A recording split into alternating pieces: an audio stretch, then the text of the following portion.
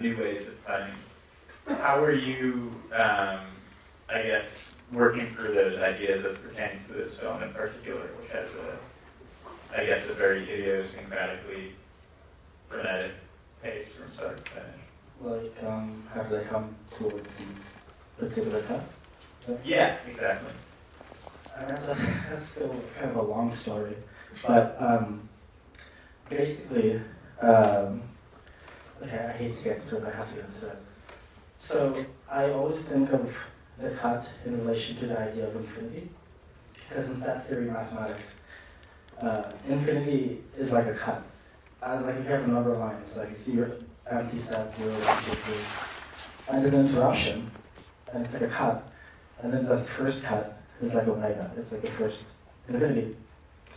And what's nice about set theory is not only non-infinity, there's infinite infinities. And what I find in my thinking through this is that a lot of the historical cuts that exist can be mapped to infinities in set theory. So cross cut to me reminds me of omega, the jump cut reminds me of zero sharp, etc. We keep mapping them. And the idea is that it's not enough just to think, okay, what other, and there are other ones, what other infinities have we yet to map to cutting in cinema? But what cuts can be in that mathematics has yet to think, that type of thing excites me. But yeah, so I try to organize my cutting around these sorts of ideas. Because the way we think interruption, I think the cut, it's a way to make like nothing as such appear on screen because you can't even see it. But usually when you find a way to count this nothing, we're able to change how everything else appears. Alright, so I like to tell this joke where, yeah, when Socrates says all I know is I know nothing, it's not just a modest claim, it's actually more something like this. I could know the nothing, I could know the cut, and how we could reorganize how we see. Well, like in international, like, we are nothing, but we can be all. If we rethink how to organize these pictures via the means of cutting, I think we will see something different.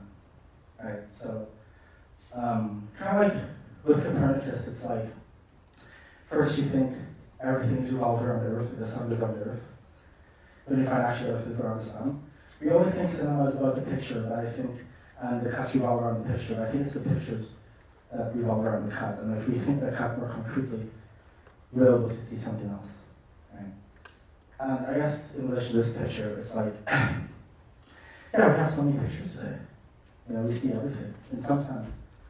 All sorts of violence, you see the Epstein files, you see genocide, etc. But for some reason, we can't seem to cognize how to see the world. And I think it's because we have yet to organize a form of cutting that could make it appear to ourselves, in some sense. Because it's clear, yeah, if we get another picture, another atrocity, another atrocious thing, but perhaps it's because we don't have a way to put it together and see it anew, right? So that's what's interesting about cutting. How do you arrive at this loose plot about the leader and the analog of the filmmaker to the, this filmmaking and this sort of time paper? It's just a very concrete thing in my life. My name is a freak, I don't know, I don't have to deal with that. I just feel like Orson Welles and John McGovern really have to deal with a leak. I do, so I want to think about what that means. You know? There's pluses and minuses, etc. But I think, for example, the factory download stuff, etc. from the history of cinema. It's nice, it has a sort of like, okay, it's a concretely utopian thing. That is something true about communism. We have all these unlimited movies to download. But there's other things about it too. And I just feel like the right for an artist to not want their things to leak, I think, is something important. You know?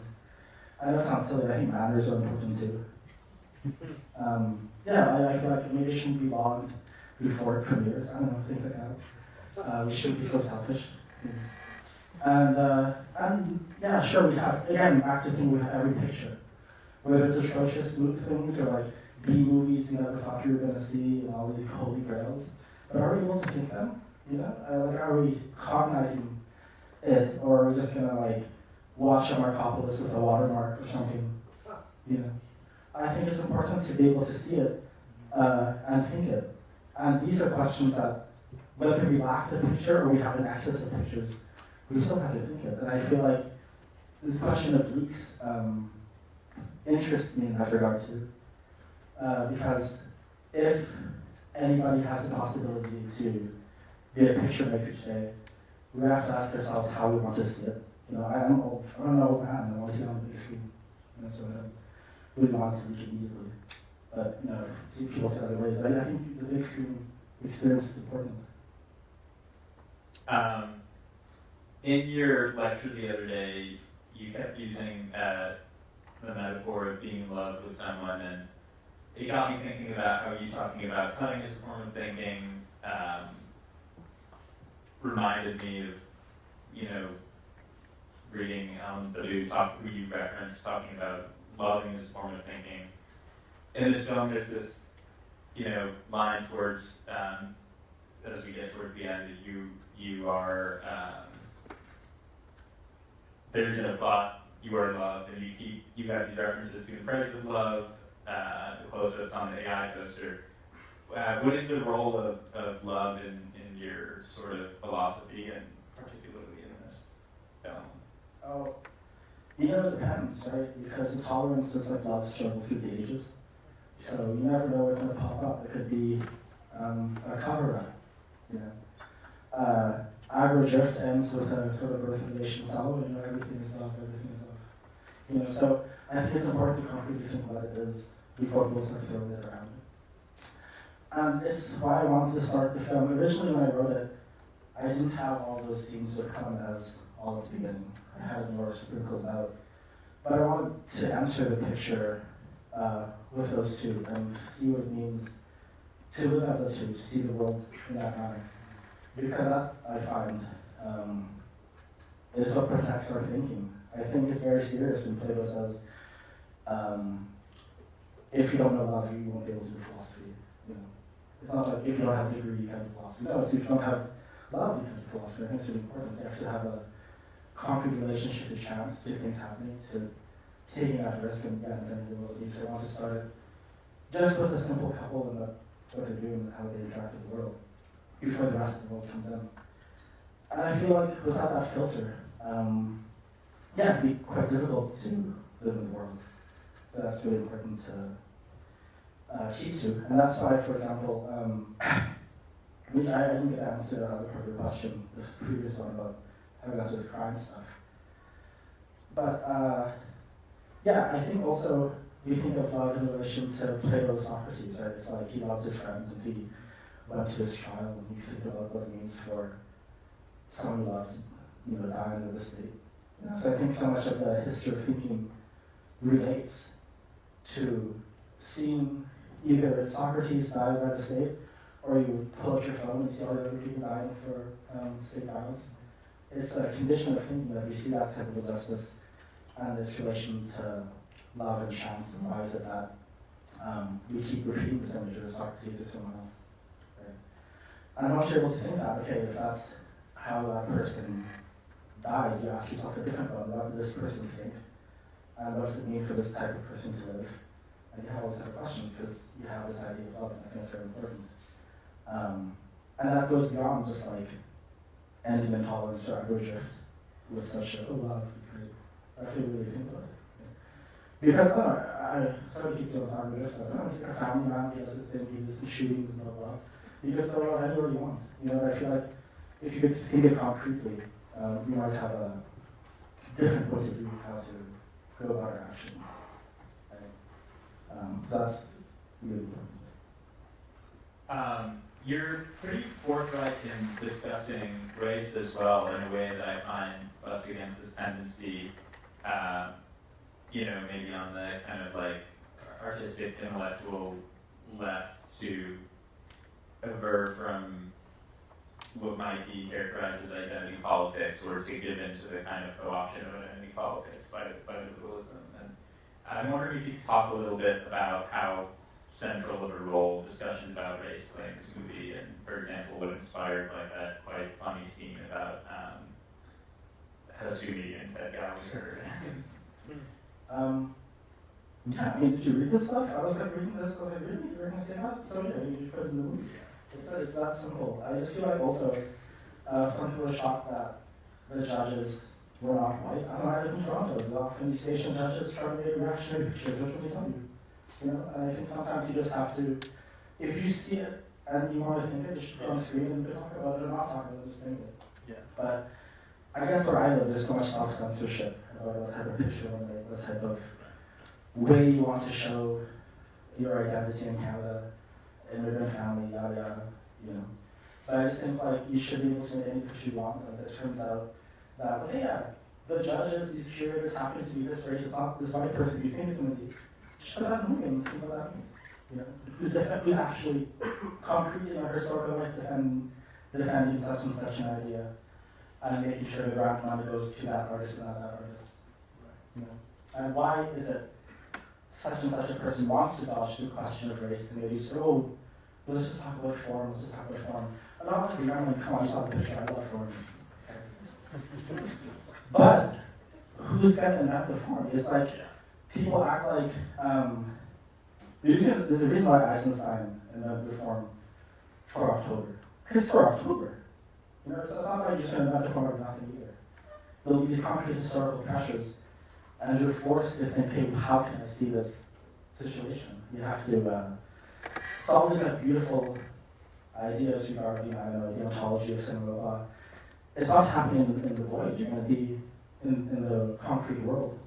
And you're going to get to these new forms, but only if you're absolutely honest about the concrete situation you're in. So I think you just try to take it all in as much as possible. And because I've always tried to make 2 pictures or 3 pictures at once to keep as many movies as I can, I just feel not precious about it. If I get it wrong, who cares? If I put a bunch of ideas and people say things and the images, pictures, it turns out I was wrong, you know, okay, fine, I'm making the next picture, you'll probably see the next couple months, you know, it's that kind of thing. But also, because I'm willing to be wrong, I'm also willing to be right. And I think that's really important too, you know. You have some performances and cameos by other Canadian filmmakers, Liz Haddad, Ferris Nishor, Ryan Perko.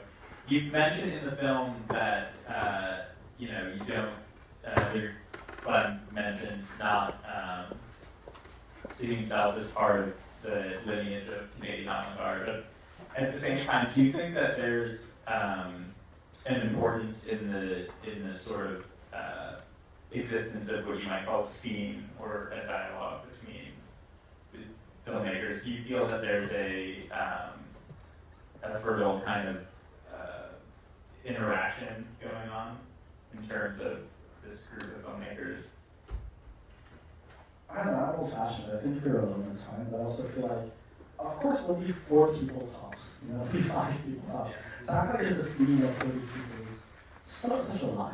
Yeah. You're telling me there's 30 great artists immediately working on things that are interesting?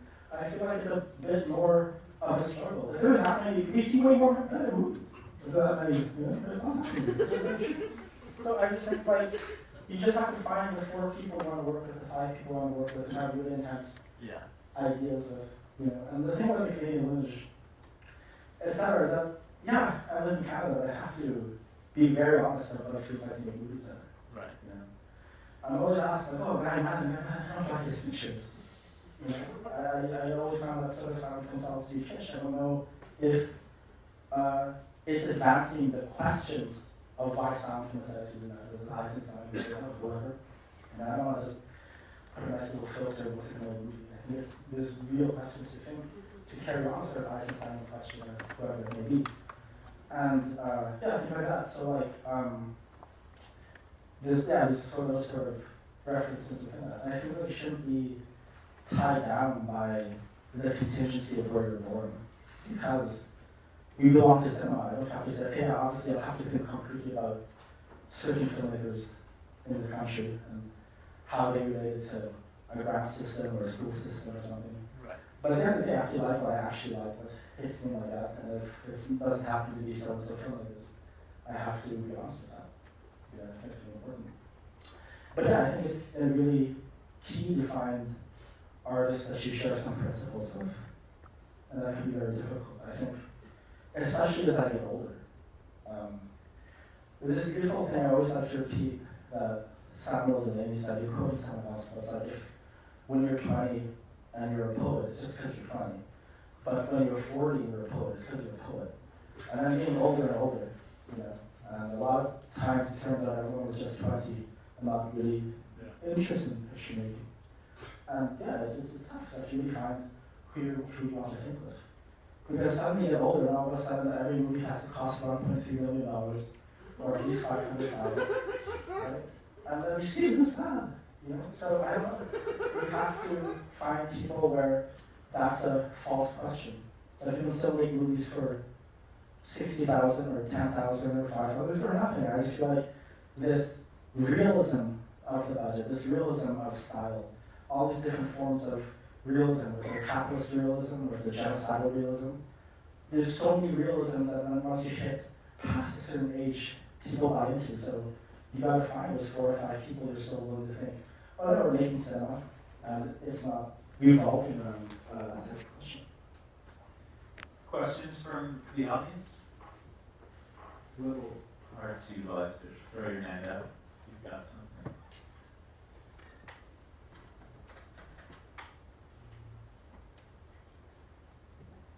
Anyone? Yeah. Thank you, Isaiah, for sharing. I'm curious. One sec, we got a mic for you. Thank you. Where are you?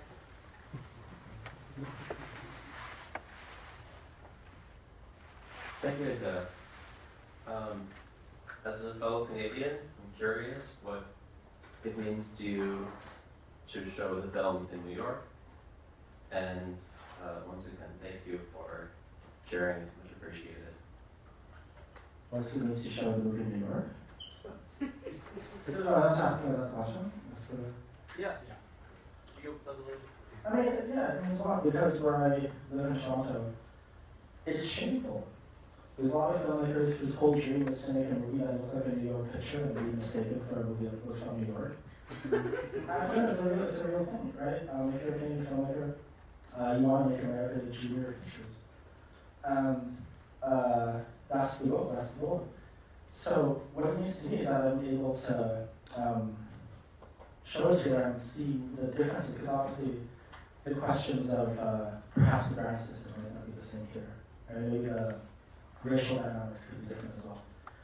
But to see the sort of response by people who are pretty interesting, but I feel like it's important to, as a Canadian filmmaker, always think about your relationship to American audiences or where we're showing it. I feel like we only in Canada, we have to always think about your relationship, your concrete relationship to Europe and to America, and how it defines how you're going to make your movies, because a lot of us are making movies in English, and the type of style you might take from elsewhere and reanalyze why you're doing that style. I use this example a lot too. It's like, okay, in Canada, to be taken seriously as an Irish society, it's really important to know French and English to get a government job or something, right? And when I think of my enjoyment of Jean Baudrillard, it's like, well, if I lived in Canada and French wasn't a language I had to learn, but it still, would it have spoken to me as a kid? So I should really check this out. You know, I wouldn't know, and I have to just kind of take that contingency and run it to the end and see what's thinking there. And it probably means something different. Say, for example, living in Canada and growing up watching New York and say, growing up in America or something, right? Perhaps that relationship between Switzerland and Canada, and like, I was in Switzerland recently, it was a really funny joke. It actually wasn't a joke, but like, basically the way Switzerland views itself in relation to Germany, you might have a lot of Canadians view themselves in relation to America. So it's kind of we're pretty bad about that, Germany. Or, you know, Canadians like to pat themselves in the back in relation to America, too. And, you know, the way I was pronounced it quite like that too, but also people in Switzerland and Canada, I think Canada's those speaking French. And these kind of things, it's very concrete about the relationship. But yeah, I think to be able to show it, feeling like I didn't make an American film, and perhaps, you know, I love the fact people after certain scenes regarding Canadians loving American films too much. That's not here. That's the problem I have living there. Right? I know people in New York love Clint Eastwood, but my God, in Canada, they love Clint Eastwood a little bit too much of it. So these type of things I think are really intriguing to me, to have an experience. But also when we're talking about like who I work with and everything. For example, we shot the lecture the other day a bit, and Kelly was involved, but also doing help out working the camera, and Michelle and Isaac. And that's, beyond whether we're working with Canadians or not, it's very rare at this age to still be able to call your friends and say, let's shoot tomorrow. Yeah. Nowadays, like, where's the call sheet? Where's this? Where's that? But to still have friends who could call and say, we're shooting a picture tomorrow right now. And then everyone's excited and it's really nice. And I think, of course, there's differences that obviously we could still make pictures together. I feel like in Canada, I was having all these discussions recently about what's possible and what's not possible now, but recently I was walking around the street with Isaac, and I felt more solidarity talking about the type of pictures we're trying to make with X amount of dollars. And just to make a picture without having to ask for permission. And I think that's another thing about Canada. I feel like everyone's always asking for permission. They're not going to make a picture on their own. They're going to wait. A grant person has to say, oh, you're allowed now. Here's some money. No, everyone's looking for permission. And I think that's really shameful. Other questions? Up here. Yeah. Up on top. Yeah. Hey, so I have a question. So you spoke about you spoke about trying to counter a cut and create new ways of seeing and new ways of thinking. So what I noticed in your film was sometimes when you created a pattern in the edit, you didn't try to repeat the pattern, you tried to break the pattern later on. So were there any temptations to give into the pattern or give into like the rules you set up early on in the film? Or were you conscious of trying to break that motif? Well, I think it's kind of like in relation, like I think most of human thinking about it, it's two things usually. It's like, there are two things that don't look the same and that might be the same. And you just take the risk, you take these two things and do the second list all together, right? And the other version of that, there's another version of that, it's like, there's pure repetition or there's succession, something breaks the repetition. So, yeah, it is that type of thing. Instead of just trying to break a pattern, it's like the other way. I'm just trying to invent a new rule, right? Because sometimes freedom is, freedom shows that you know when you're breaking the rule, but also you're able to build new rules. I think it's always too easy to just be like, hey, there's some rules here, I'll break it. Because then you're still going to be connected to the rules you're trying to break. So it's in the same movement, you should be able to break a rule. But the attack isn't for the I try to think that in relation to what I'm having, like how can I go in another direction? But when you go in another direction, retroactively, you find out these old rules are contained in the new rule. You kind of subsume it in a larger logical space. So it's less even like breaking these rules, but like subsuming these rules in a larger logical space, and where it can still interact, but you're also able to do these other type of things. A very concrete example is like, the classic collision effect, so if it's my face, and then first you put some water or whatever, and it shows the water goes back. And then you see, like, I don't know, people getting married in my face, and then you see a funeral. And then because of the cutting, you assume you could project on what I'm thinking. But that's one form of cutting. But so when you think of shot camera shots, so it's us right here talking with our faces. The cool shot effect already has the seeds of what shot camera shot's going to be, right? So in some sense, I still think shot camera shot is smaller than the cool shot effect, and the cool shot effect came first. And the reason that's important is because in the cool shot effect, thinking comes first. You just see thinking and you project what that person's thinking. So thinking precedes speaking, which happens in the shot camera shot. And I just use that as an example of saying like the cool shot is a larger logical space that should fit shot over shot within, and it's a larger logical field. So when I'm doing these sort of cuts, if I have something that's similar to like a shot over shot, or like a 1, 2, 3 type mechanism, the next type of cut I want to build would be reminiscent of a cool shot that can contain all these saw before, while still being able to cognize what a plus one would be. I think we have time for one more question.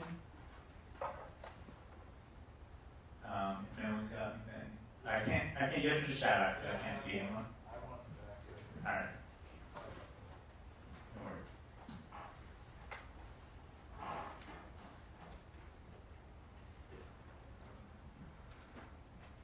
Yeah, I'm back here. First off, really great movie. The one question I have, you mentioned D.W. Griffith a couple of times throughout the movie. I would just want to say and hear your thoughts about how do you think D.W. Griffith's legacy has impacted just the film system industry in general, and also too from looking beyond film has also impacted visual aesthetics in general that we go about every day, whether it be social media and things of that nature. But I do think I thought it was interesting that you did bring him up quite a few times. I do think he kind of haunts the film a little bit in an interesting way. So I'm just curious. Yeah, for sure. I mean, this is one example that I always like to use is just the fact that, intolerance that cross-cuts all these stories, right? And then it ends with God coming down. And the whole issue with that is that these parallel stories they never touch. So change is impossible. That's why God has to come down in tolerance, right? But the way a lot of us saw the genocide of Palestinians by Israel with the Instagram stories. And Instagram stories have that same structure, the parallel montage, and they never touch. And something has to come from the sky to bring us together. And often, it's a bomb from America, Canada, and Germany or something. So even the way we use our social media is very within a Griffith paradigm. It's parallel montage plus a lot of close-ups. So that's the fact that's daily. That's why I think it's so important to think what the next cut could be. It's not just, I just want to do cuts because flickers are interesting and maybe that'll flicker would be fun. But it's because the very way we colonize our reality and we witness genocide was literally through Griffith, in 1916, looking at these pictures. So, but I do think obviously there's been other, the obvious on Eisenstein, etc. So there are other possibilities.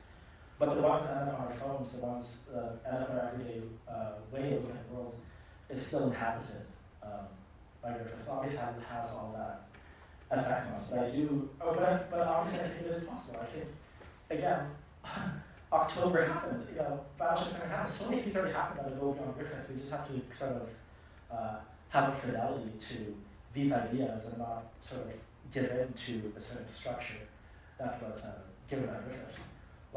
Even this film, when it shows Clam talking to Ira, and then starts cross-cutting, it's something to think about. Why is it when Clam starts talking these ideas, cross-cuts start appearing again? But as Marsh are talking, it's a different form of montage. So if you ever see the film again, think about which forms of montage are appearing when people are talking and where is everyone's side in the low of the cut. Because when the cut happens, you can see where we divide and see what side we're on. We're about out of time. Assuming it hasn't been leaked yet, when and where can folks see the film again? Do you? Well, if you want to see it again, go to the website, email qtycinema@gmail.com, and you organize a screening. And then that's serious. I always loved how in some of the Stephen Vertong movies, his contact information appeared at the end.